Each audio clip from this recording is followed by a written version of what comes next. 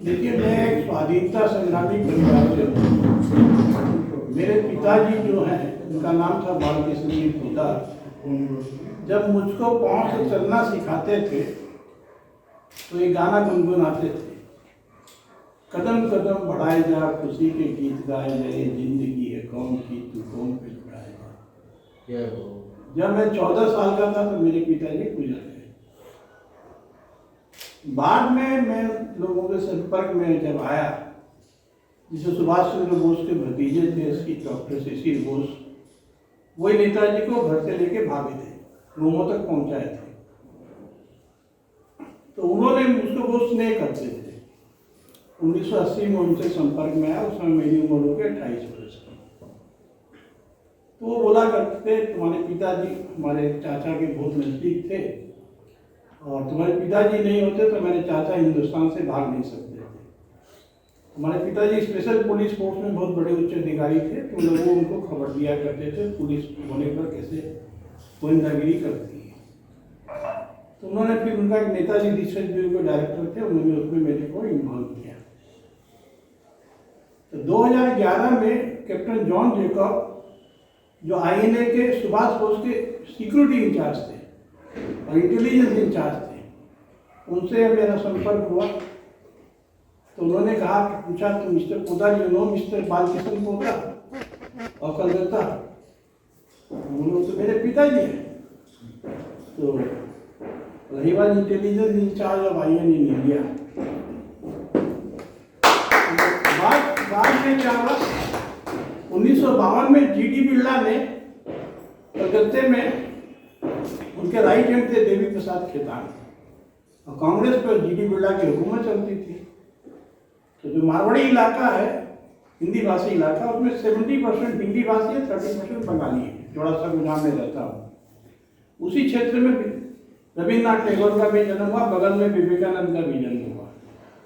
विवेकानंद का जो एरिया वो जोड़ा सागू में नहीं आता। तो जीडी बिरला ने देवी प्रसाद खेतान के बेटे भगवती प्रसाद खेतान को खड़ा किया।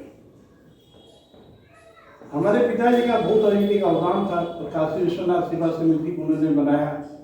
सुरावर्दी जब कलकत्ते में हिंदुओं को काट रहा था, तो ये स्पेशल पुलिस फोर्स वो हिंदुओं को बचाने के लिए हजारों हिंदुओं को बचाया। तो 47 में जाने के पहले अंग्रेजों ने उनको स्टार ऑफ कलकत्ता पुलिस का जो सर्वोच्च सम्मान था वो दिया। तो उसके चलते मारवाड़ी समाज में उनकी बहुत ख्याति थी। तो काशी विश्वनाथ सेवा समिति बहुत प्रतिष्ठित ऑर्गेनाइजेशन हो गया था। हमारे मकान में उसका हेडक्वार्टर था, वहीं जन्म लिया था। तो 52 में उन्होंने अमरेंद्र नाथ बोस, सुभाष बोस के परिवार के एक सदस्य को जोड़ा सागू से खड़ा किया। तो बोले, कहाँ हमको ले जाने, मरवा दोगे हम? तो यहाँ पूरा 70% हिंदी भाषी इलाका है, और जीडी बिरला का नुमाइंदा हम कहाँ जीत पाएंगे? हमने पिताजी ने कहा, आइए ना, मेरा है ना। तो जीडी बिरला का नुमाइंदे को 7,500 से भी कुछ कम वोट मिला, और अमरेंद्र नाथ बोस को 14,900 से ऊपर वोट मिला, डबल। तो उसी संदर्भ में देखिए, आज नेताजी के बारे में सबके मन में उत्सुकता है। जो भी हिंदुस्तान का नौजवान है, चाहे बूढ़ा है, चाहे जो है, कि नेताजी का अंत क्या हुआ, वो मारे गए कि जिंदा थे, सबके मन में उत्सुकता है। अरे वो जिंदा थे तो भारत सरकार बोलती है। भारत सरकार क्या बोलती है? यदि हम ये बात को बता देंगे तो दो देशों के बीच में दुश्मनी हो जाएगी, हमारे एक दूसरे देश के साथ दुश्मनी हो जाएगी। इसका मतलब वहां थे ना नेताजी। ठीक, जब सेकेंड वर्ल्ड वार खत्म हो गया, हम अप्रैल में जर्मनी ने और इटली ने सरेंडर कर दिया,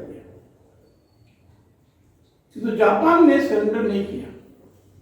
जापान विश्व युद्ध के साथ साथ भारत की आजादी का लड़ाई भी लड़ रहा था, और भारत के स्वाधीनता सेनानी इंडियन नेशनल आर्मी को भी पूरी सपोर्ट दे रहा था। तो जापानी लोग भगवान बुद्ध का देश मानते हैं, उनके भगवान का देश है। इसमें मुसलमानों के लिए मक्का मदीना उनके भगवान का देश है, तो जापानियों के लिए भारत उनके भगवान का देश है। इसलिए देखिएगा कि ये धौलगिरी सब में जापानी पैसा लगाते हैं। तो बेटा 15 मिनट आधा घंटा बाद बात करते हैं। तो जापानियों को कहा हुआ अंग्रेज सुभाष चंद्र बोस अंडमान से भी आगे बढ़ के इम्फाल में लड़ने लगे। तो इम्फाल से दिल्ली पहुंचने में 1 महीने में पहुंच जाएंगे। तो अंग्रेजों ने जाके अमेरिका से आग्रह किया उनको बचाओ, ये तो हिंदुस्तान हमारे हाथ से चला जाता है। तो अमेरिका से और सका नहीं गया। उसने नया नया एक एटॉमिक बम बनाया था जो आइंस्टीन ने आविष्कार किया था। पहला एक्सपेरिमेंट हिरोशिमा में किया, उससे जापान काबू में नहीं आया। तो फिर 7-9 तारीख को नागालैंड में भी कर दिया। तो जापान देखा कितना बम मारेगा ये, तो जापान ने आत्मसमर्पण कर दिया। तो सुभाष चंद्र बोस ने कहा जापान ने आत्मसमर्पण किया है कि तो आजाद हिंद फौज आत्मसमर्पण नहीं करे, हम अपनी आज़ादी की लड़ाई को दूसरे ढंग से लड़ेंगे। ये उनका अंतिम संदेश है। अब जब जापान ने आत्मसमर्पण कर दिया तो जापानी तो अंग्रेजों के गुलाम हो गए ना। ठीक, तो जापानी सुभाष चंद्र बोस को बोलते थे, अंग्रेज सुभाष चंद्र बोस को बोलते थे war criminal, second world war का क्रिमिनल है यार। फिर उनकी जो आजाद हिंद फौज के बचे हुए सैनिक थे, 60,000 सैनिक उन्होंने आरंभ किया था, तो कम से कम 40,000 सैनिक बचे हुए थे। उनको प्रिजनर्स ऑफ वॉर बना के इंडिया में लेके आए। इन पर हम केस करेंगे, क्यों करेंगे? क्योंकि तो पहले भारतीय सेना के तो आदमी थे ना, तुमने हमारी सेना को बिट्रे किया। अब सुभाष बोस के साथ क्या किया जाए? 3 दोस्त थे ये लोग, अमेरिका, रूस और ग्रेट ब्रिटेन। तो सुभाष बोस को कहाँ रखा जाए? इन सैनिकों को तो आप रख सकते हैं लाल किला। तो सुभाष बोस को यदि इंडिया में लाएंगे तो बगावत हो जाएगी, लोग छुड़ा के ले जाएंगे सुभाष बोस को। अमेरिका में भी डेमोक्रेसी है, वहां भी नहीं रख सकते हैं, ग्रेट ब्रिटेन में भी नहीं रख सकते हैं।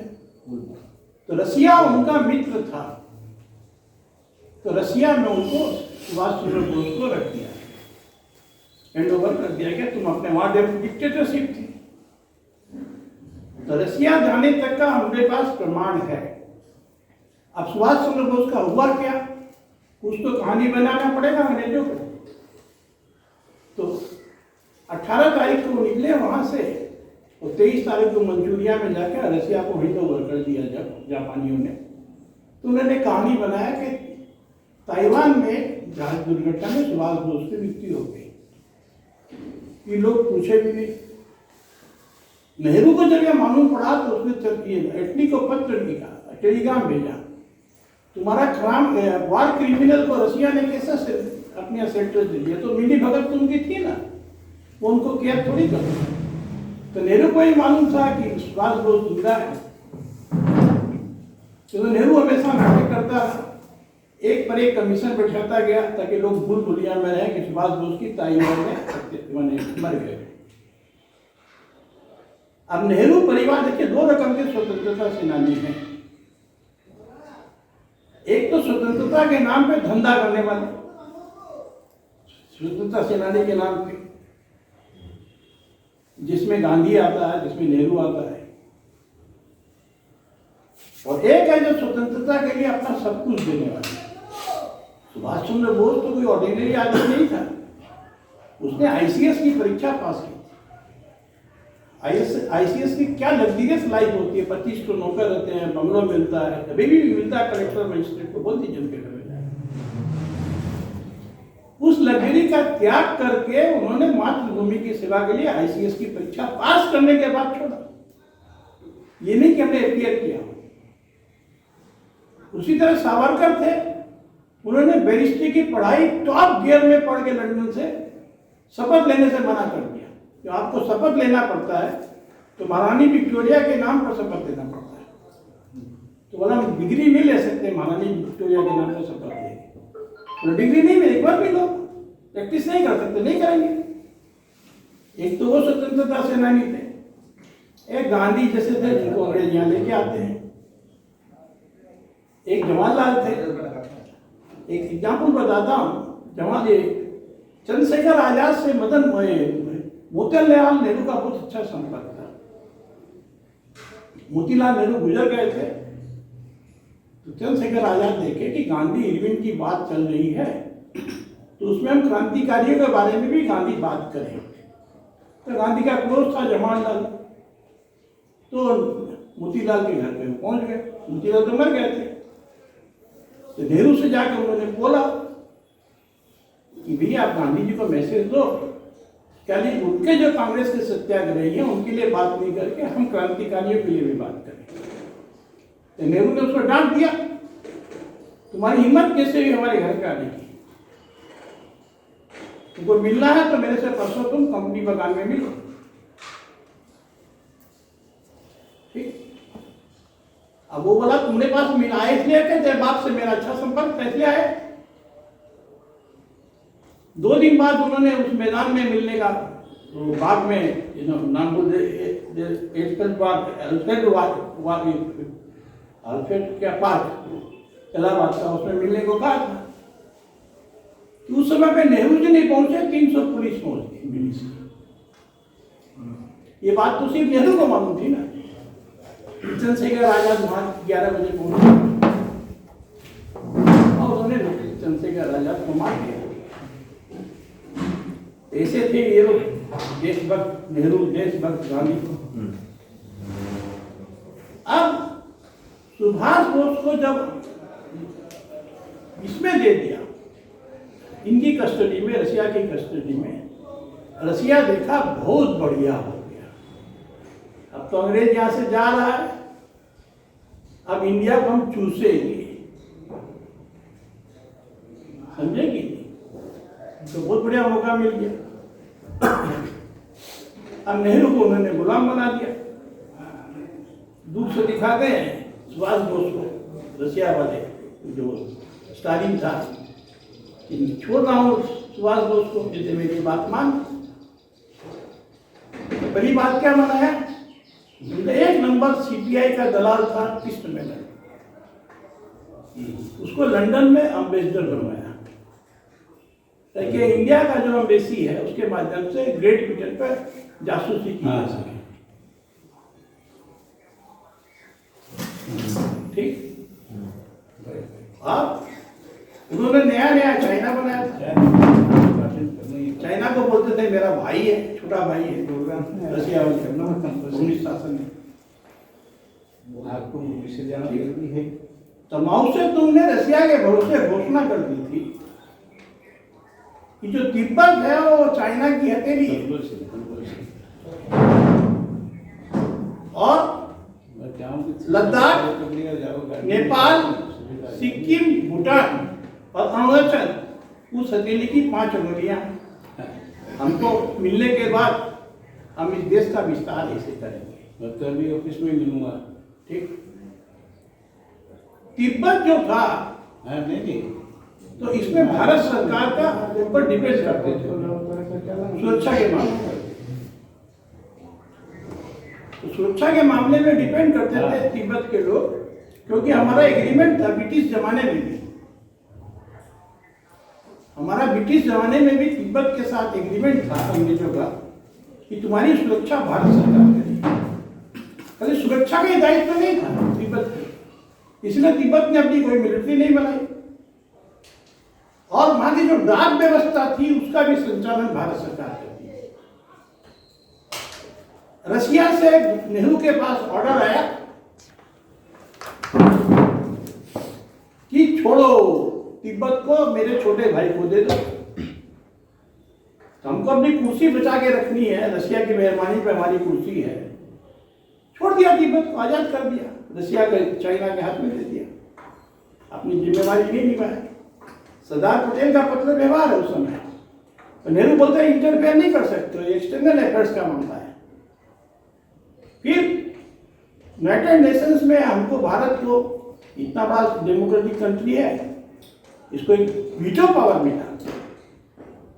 रशिया के पास एक ही वीटो पावर था, उसको अपनी ताकत बढ़ानी थी। नेहरू को बोला छोड़ो, नेहरू ने बोला छोड़ दिया चाइना के पक्ष में। तो देश को अपनी कुर्सी पर बनाए रखने के लिए इसे बेच देते हैं। फिर रशिया की जासूसी लंदन में हो गई, इस महीने ने कर दिया, इसको कैबिनेट में लो, उसको डिफेंस मिनिस्टर बना दिया।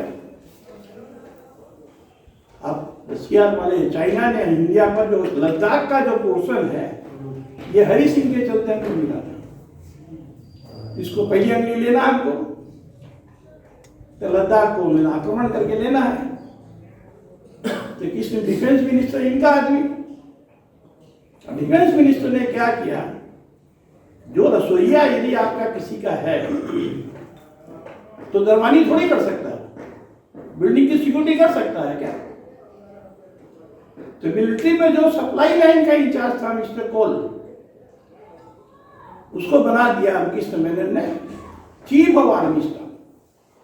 उसको लड़ाई करने का क्या आइडिया है, कैसे लड़ाई लड़ी जाती है। नेहरू समझा बहुत बढ़िया हो गया, ये मेरा कश्मीरी कौल, मेरी कश्मीरी कौल, दोनों भाई भाई। तो युद्ध तो हमको हारना ही था चाइना के साथ। तो इस तरह लोगों ने तिब्बत छोड़ा, समझे कि नहीं? तो मैंने अभी तिब्बत में बांध बन रही थी आसाम में, ठीक। तो तिब्बत में जब बांध बन रही थी तो मैंने भारत सरकार क्यों नहीं, चाइनीज गवर्नमेंट को एक आर्टिकल लिखा, ये तिब्बत में बांध बनाना उचित नहीं है। ये भारत में डेमोक्रेटिक कंट्री है, तो किसी दिन भी सावरकरवादी यहां यदि ताकत में आ गए तो उस बांध को उड़ा देंगे। सावरकर ने कहा था कि हमको हिमालय पे अपना झंडा, केसरिया झंडा फहराना है जब तिब्बत ले लिया, क्योंकि हमारे जितने तीर्थ है, जो हमारा ये है काजी कैलाश, ये हिंदुओं का सबसे बड़ा तीर्थ है। हमारे देवता शंकर जी महाराज ने वहां पे 300 मंदिर है, वो हमारा देश है। तो हमको इसको मुक्त कराना और हिमालय पे केसरिया झंडा पहनाना है। और उस दिन तो इन्होंने लड़ा नहीं, आज हमारा मिलिट्री पावर है। तो युद्ध में हार और विजय पे संधियां होती है, तो भविष्य में याद रखना हमको पेकिंग तक पहुंचना है। तो आने वाली जेनरेशन जो है हिंदुस्तान की, चीन को रौंद डालेगी, देख लीजिएगा। ऐसी हमारे देश की नौजवान पीढ़ी बनेगी, इसका बदला हम लेंगे। तो आज ये जो चैप्टर है, तो मैं भारत सरकार से एक आग्रह करता हूं। अब तो रशिया में कम्युनिस्ट शासन नहीं है, स्टालिन का शासन भी नहीं है, डेमोक्रेटिक शासन है। पब्लिक के सामने सच बोलिए ना कि सुभाष बोस रशिया में ले गए थे, और उनसे बोलिए रशिया में किस साल में वो मरे हैं, क्या हुआ, कुछ तो हमको डॉक्यूमेंट दो। रशिया बाप बोल के आपको देगा कि रशिया का ट्रेड हमने साथ इतना होता है कि बाप बोल के देने के मजबूर है, नहीं तो ट्रेड बंद कर देंगे। आज रशिया ने खाली यही नहीं किया, नेहरू के जमाने से इंदिरा गांधी के जमाने तक भारत सरकार की जितनी परचेज होती थी डिफेंस की, सब रशिया से खरीदी जाती थी। उनके कारखाने, हमारे यहाँ कोई कारखाना डेवलप नहीं किया इन्होंने। आज रशिया में एक हमारा लाल बहादुर शास्त्री आया, तो रशिया में जो नेहरू का एक रिश्तेदार था कॉल, वह एम्बेसडर था, और एक मुसलमान उनका ये था कॉल का ये रसोईया, उसने जहर मिला के उनको दे दिया, शास्त्री जी मर गए और वो भाग से चला गया पाकिस्तान। इंदिरा गांधी ने उसको पुरस्कार स्वरूप जिंदगी भर पेंशन दिया। कि देश के गद्दार लोगों को ये मिलता है। तो आज हमारी भारत सरकार के प्रधानमंत्री से सुभाष बोस की 125वीं जन्म जयंती के अवसर पर जैसे उन्होंने स्टेचू लगाया है, तो उनका जो अंत रसिया में हुआ, किस डेट को मारे गए वो हमको बताया जाए, किस तरह स्टालिन ने उनको रखा ये हमको बताया जाए, और नहीं बताया जाएगा तो हम रसिया के साथ वाणिज्य व्यापार में उनके साथ तकलीफ होगी। वो बोलते थे रसिया हमारा वीटो लगाता है, कश्मीर में मेरा दोस्त वीटो क्या लगा, मजबूर है ना वो, तो पूरा वर्ल्ड दो भाग में बटा हुआ है, अमेरिका पाकिस्तान की तरफ है, तुमको चूस ले रहा है रसिया का स्टालिन, तुम्हारी अर्थव्यवस्था को खा जा रहा है। हमारे यहाँ जितने भी कारखाने लगते थे पब्लिक सेक्टर के सब रसिया से लगेंगे, और जो सब कारखाने बंद हो गए, थर्ड क्लास टेक्नोलॉजी, जितना अमीर जहाज खरीदा गया सब तो रसिया का है। और कितना अधिक एक्सीडेंट होता बता दीजिए भी, कितने पायलट, अच्छे पायलट ने अपनी जान गंवाई है। तो आज इस पवित्र दिन पर हमारी डिमांड है इस कटक में सुभाष बोस के जन्म स्थान से कि आप जो बोलते हैं कि दो राष्ट्रों के बीच संबंध खराब होंगे, उसकी परवाह नहीं करके आप डिक्लेयर कीजिए कि सुभाष बोस रसिया में थे। और दूसरा एक बात बता देता हूं, कटक में यदि सुभाष बोस का जन्म नहीं होता तो सुभाष बोस भी सुभाष बोस नहीं होता। यदि उसका जन्म कलकत्ते में किसी यही बंगाली परिवार कलकत्ते में रहता, तो मैंने कल एक इंटरव्यू में, टीवी इंटरव्यू में बात बोला, कारण क्या देखिए,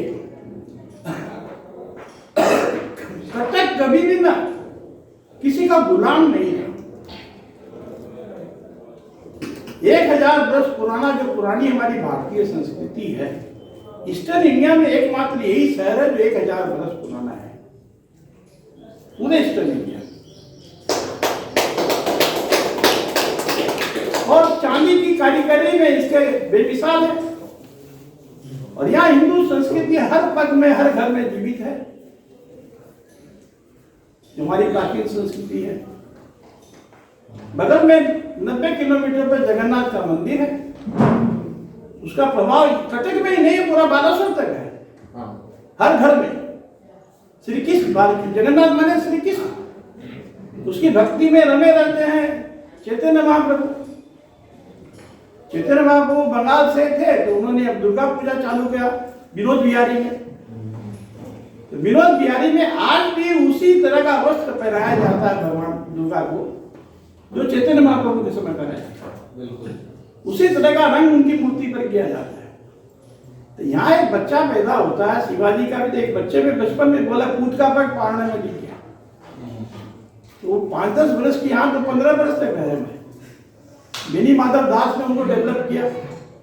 तो यहाँ की संस्कृति, हवा पानी का फर्क पड़ेगा कि नहीं पड़ेगा? बिल्कुल। अंग्रेज बोलते हैं, इतिहासकार लिखते हैं कि मुर्शिदाबाद का पतन हो गया तो बंगाल, बिहार, उड़ीसा का नवाब था। बिल्कुल नहीं था। मराठों ने उड़ीसा को छीन लिया था मुसलमानों से, और 1803 में ये 1757 में गया है, 1758 में बंगाल का प्लासी युद्ध के बाद, किंतु उड़ीसा अंग्रेजों के हाथ में नहीं आया। यहाँ हिंदू संस्कृति जिंदा थी मराठों के चलते। तो इस संस्कृति का प्रभाव यहाँ की मिट्टी, हवा पानी में है ना। बोलिए, कटक में जन्म यदि सुभाष बोस का नहीं होता तो वो सुभाष बोस कभी नहीं होते। बोलते हैं बंगाल में बहुत लोग क्रांतिकारी हुए हैं, प्राण दे दिया। तो इतना बड़ा डिप्लोमेट कृष्ण की तरह युद्ध को जीतने वाला सुभाष बोस यहाँ की संस्कृति में पड़ा हुआ है। यही बोल के मैं अपना वक्तव्य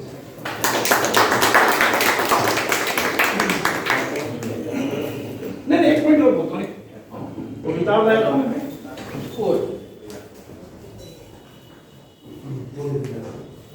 देखिए, इस किताब में आज आप दुनिया में कहीं भी देखेंगे ना तो हर जगह एक बात बोलते हैं, एक मिनट बहुत इम्पोर्टेंट बात,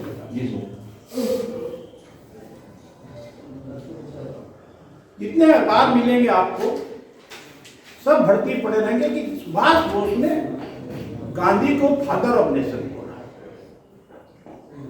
यही मैं लाया किताब। सुभाष बोस ने गांधी को कभी भी फादर ऑफ नेशन नहीं बोला। फादर ऑफ नेशन से भी बड़ा नेशन बनाते थे Jawaharlal Nehru. Gandhi is India, India is Gandhi, Jawaharlal बोलते थे। और कांग्रेसी लोग बापू बोलते बोलते फादर ऑफ नेशन बोलने लगे। तो सुभाष बोस जिस स्पीच का जो 6 तारीख जून का 1944 का स्पीच का जो रेफरेंस देके लोग बोलते हैं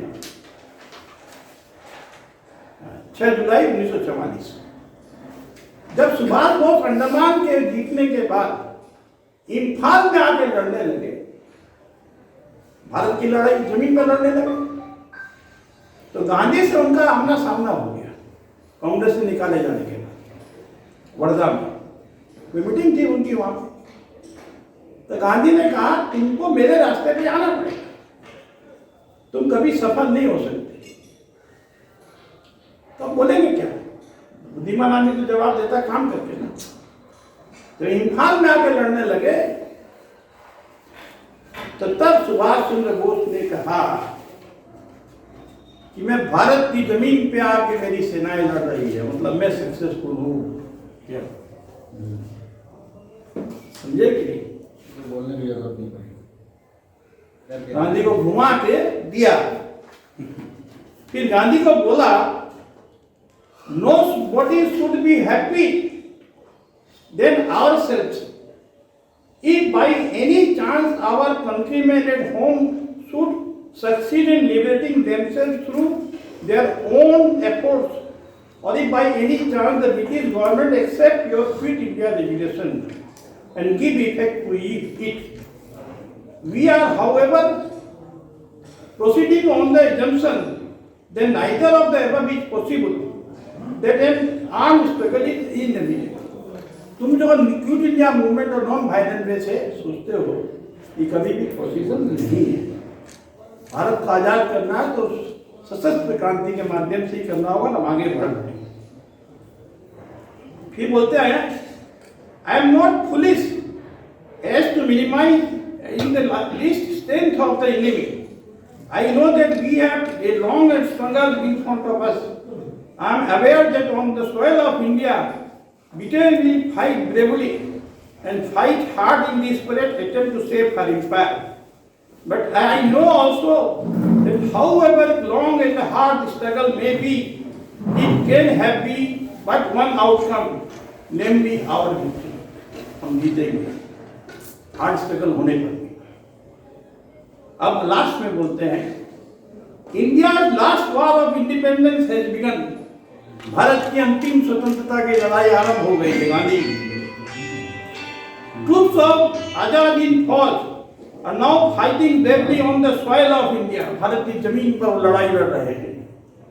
In spite of all difficulty and hardship, they are pushing forward slowly but steadily.